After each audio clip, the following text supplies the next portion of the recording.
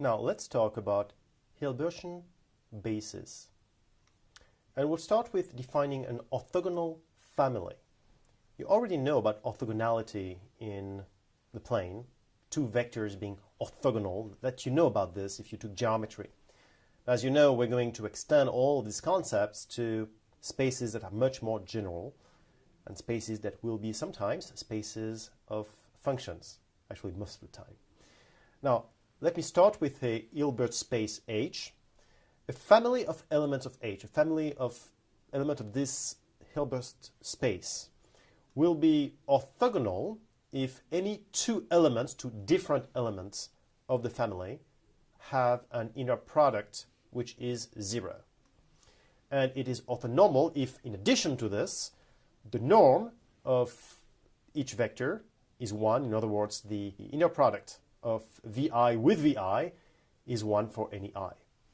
Now, if you think about it, you have a vector u, then you have x, and what you have here is the inner product of xu multiplied by u. That's what you have here in green. So in red you have u, in black you have x, and in green you have xu, inner product, multiplied by u. So you kind of project this vector x onto u. And what is here to go from this green vector to the original vector x is x minus inner product of xu times u. So this is the definition of an orthogonal family. Now, let me give you an example of an orthonormal family. If you chose trigonometry, then you know that these integrals are 0, the last one is 0, integral of sine nx, cosine mx, between negative pi and pi, that's 0 all the time. The integral between negative pi and pi of sine nx, sine mx is 0 if n is different to m, and pi if n is equal to m. And you see I denoted here pi delta nm, that's the chronicle symbol, and this means that if n is equal to m, this delta nm is 1, and if n is different than m, then this delta nm is 0. So that's a notation to say 0 or pi, depending on n and m.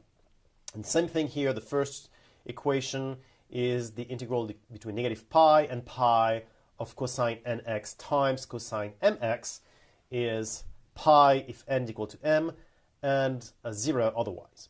So whether you know this from trigonometry, or if you don't, then you can actually verify it with a graphing calculator. It's not really verifying it, it's not a proof, but you can kind of figure out why it's the case.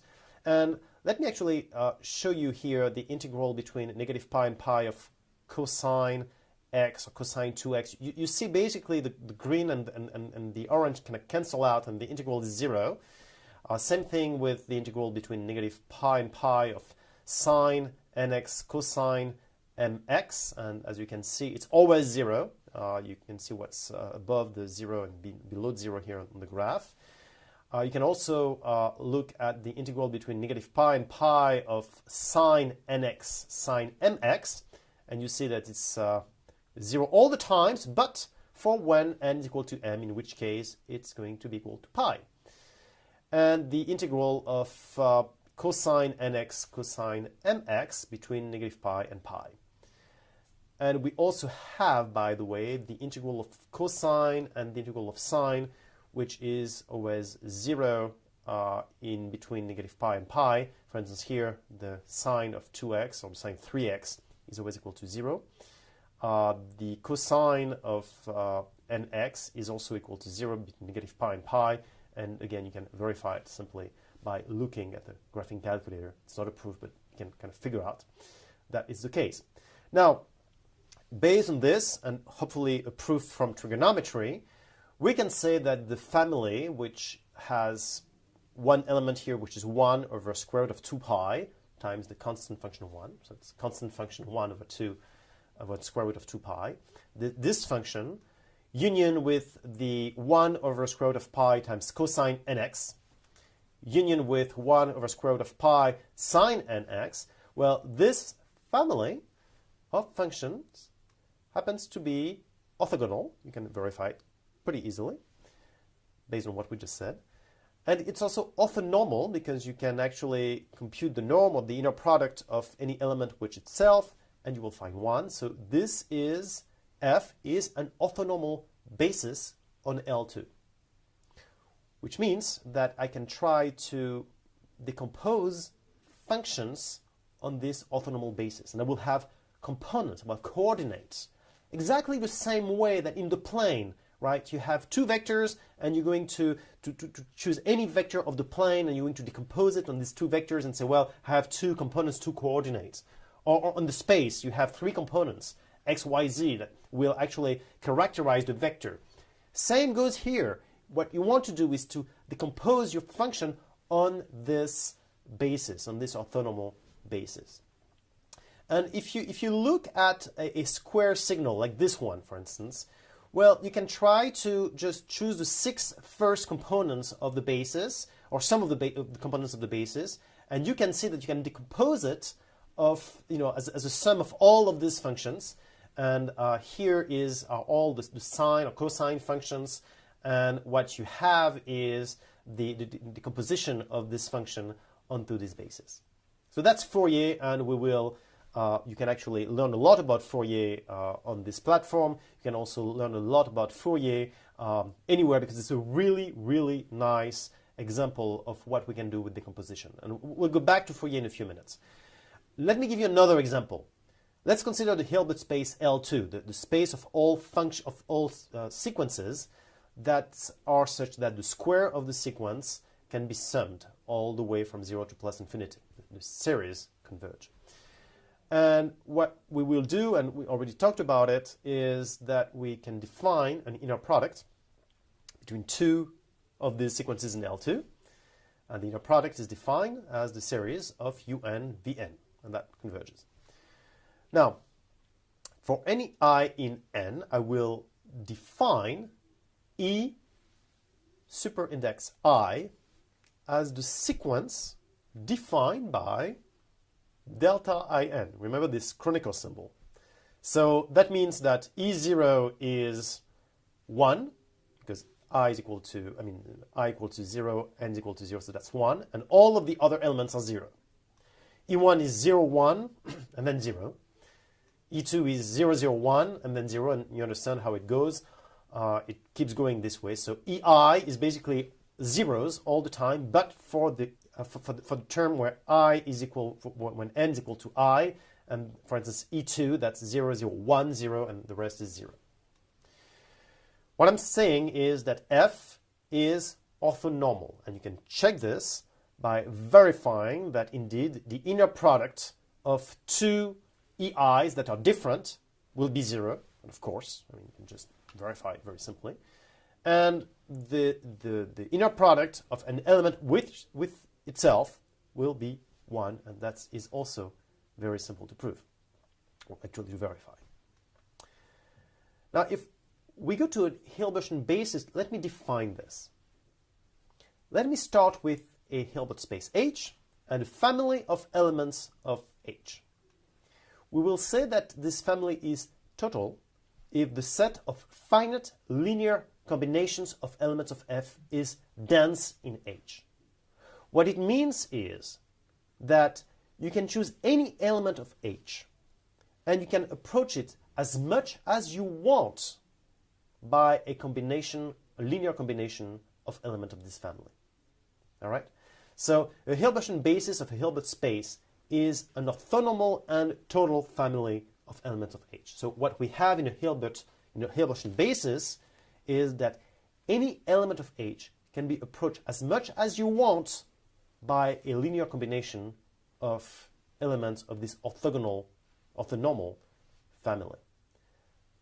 Now, let me go back to L2. Is F a Hilbertian basis? The answer is, well, let U be in L2, and let me define V as 0 all the time, starting with index n. And before index n, I'm just choosing the first components of un on the basis. So what I'm saying is, that I choose from U the decomposition on this basis, but I stop at capital N. So what I will have is u minus v squared, which will be the sum from n greater than n plus 1 of un squared, and that will go to 0 as capital N goes to plus infinity. Now, because of this, F, this family, will be dense in L2, and because it was an orthonormal family to begin with, then F will be total. Now, back to Fourier. We'll also have density of the family that we mentioned earlier. And if you choose any function in L2, negative pi, then you will be able to approach it by linear combinations of elements of this family. And provided you are okay to go far enough with enough elements of this basis, then you will be able to approximate really, really close your function. So as you can see, you have a signal like the one we saw, this function, and you will be able to approximate it by linear combinations of elements of the basis. So you will have components. And as you can see, the signal will be able to be approximated by these components. So instead of transmitting the signal, which is not necessarily easy, you can transmit a bunch of coordinates. Right? That's actually what's going on right now when I'm speaking to you. I mean, I'm not transmitting my image, my signal. We're transmitting the coordinates of this signal. So that's exactly why you can actually see me right now on your computer. I would like to point something out to you, which is important, is that the Hilbertian basis is not the basis of a vector space. In a vector space, any element of the vector space can be equal, will be equal to a linear combination of elements of the basis. In a Hilbert space, it's not the case. What it is that U needs to be approached as close as desired by a linear combination of elements of the basis. So it's different. In one case, in a vector space, you really have equality. In a Hilbertian basis, what you have is the linear combination can go as close as you want, not exactly 0, but as close as you want, but 0, to the function that you want to somehow approximate. Now, let me define separability in a Hilbert space. A Hilbert space is called separable if it has a countable Hilbert basis. And as a reminder, countable means that you have the same number of elements as the set of integers. So of course, it doesn't really make sense. It's the same number of elements because in both cases you have an infinite number of elements. But what I'm saying is that the type of infinity that you have is the same.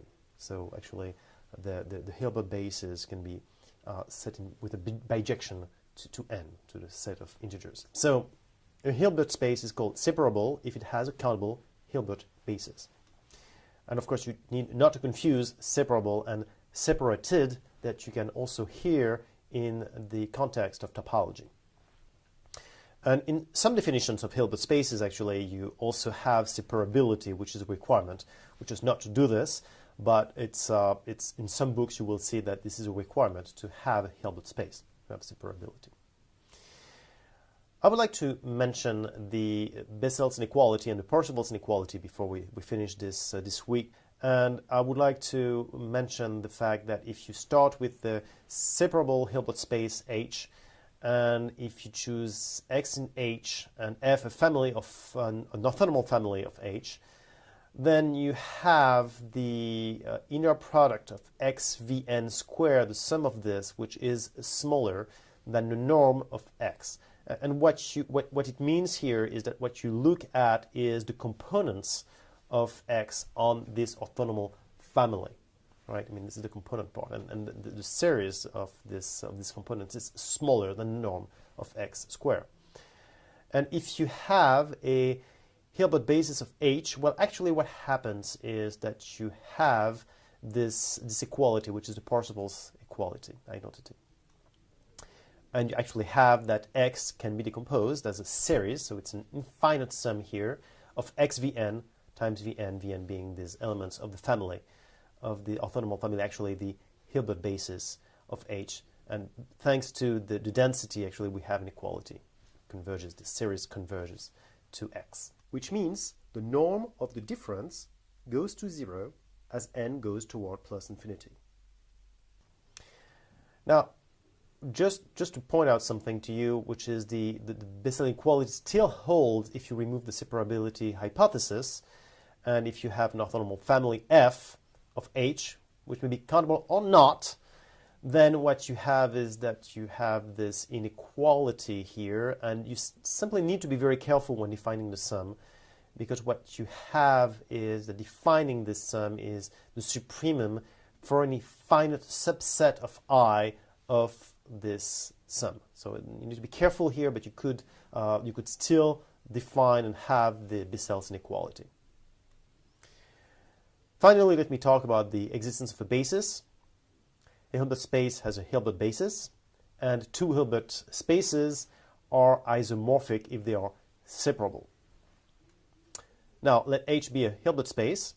H is isomorphic to Rn if it is finite, and it is isomorphic to L2 if H is countable. And we can actually have a constructive proof for this, which means a proof that will actually let you build the element that you show exists. And if you have Vn, which is dense in X, and you note Fn, the span of Vn, which means all of the vectors that are generated with these Vn's, then Fn is a monotonic increasing sequence of subspaces of X. Each is of finite dimension. So what you have is this, and the algorithm is to choose an orthonormal family, an orthonormal basis of F0, and at stage n, you complete the basis Fn minus 1 with the orthonormal family of Fn, orthonormal basis of Fn. So really what you're doing is you have an algorithm to build this basis.